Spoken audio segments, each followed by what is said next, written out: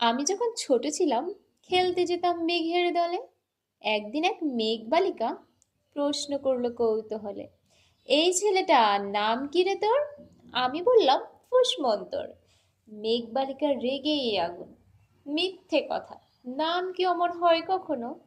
আমি বললাম, নিশ্চয়ই হয়, আগে আমার গল্প শোনো।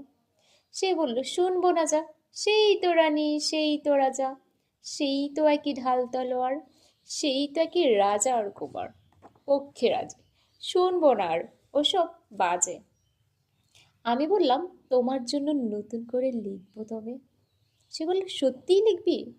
বেশ, তাহলে মস্ত করে লিখতে হবে, মনে থাকবে, লিখেই কিন্তু আমায় দিবি।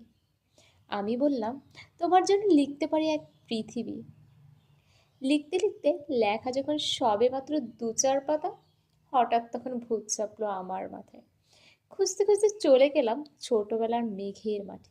গিয়ে দেখি চেনা মুখ তো একটিও নেই তল্লাটে। একজনকে মনে হলো ওরই মধ্যে অন্যরকম।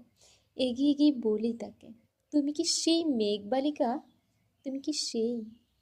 সে বলেছে,